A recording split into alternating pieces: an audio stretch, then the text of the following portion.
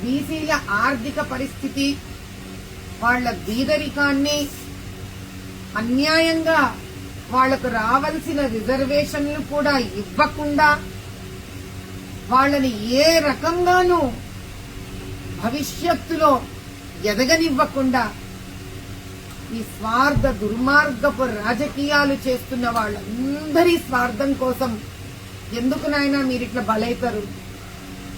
అనవసరంగా 3 బిడ్డలు తండ్రి లేనోళ్ళైనారు. ఆ భార్య భర్త లేని వ్యక్తి అయిపోయింది. ఇప్పటికైనా వాళ్ళు బీసీ గాని, ఎస్సీలు గాని, ఎస్టీలు గాని తెలంగాణలో మనం అందరం తెలుసుకోవాల్సిన ఒక విషయం ఉంది. మనమే ప్రాణాలు కోల్పోయిన తర్వాత మన హక్కులను ఎడకెంచి సాధిస్తాం?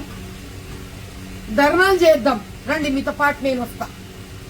ఉద్యమాలు చేద్దాం, మీతో పాటు నేను వస్తా. అని ప్రాణాలు పోగొట్టుకోవడం మాత్రం ఏ మంచి నిర్ణయం కాదు నాయన. అది కూడా ఎవరి కోసం తీసుకున్న ప్రాణం? అది చివరికి కుటుంబం అనాథ అయిపోయింది కదా. మీ అందరికీ చేతులెట్టి దండం పెడుతున్నాం. ఈ రాష్ట్రం బాగుపడాలంటే తగలబెట్టుకుంటే బాగుపడదు రాష్ట్రం.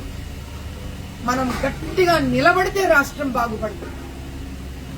ఇంతకన్నా నేను మీకు విన్నవించుకోగలిగింది ఏమీ లేదు. నా వంతు సహాయం నేనేమన్నా చేయగలిగితే దయచేసి నాకు చెప్పండి. నా వంతు సహాయం నేను ఇచ్చి ఆ కుటుంబాన్ని ఆదుకునే ప్రయత్నం చేస్తాను. ఈశ్వరయ్యచారి ఆత్మ పుణ్యలోకాలను చేరుకోవాలని కోరుకుంటున్నా.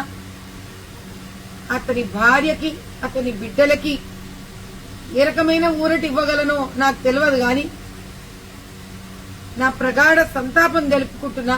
తల్లి, నీకు నేనేం సాయం చేయగలనో చెప్పు. నేను తక్షణం నాకు చేతనైన సాయం నీకు చేస్తానమ్మా.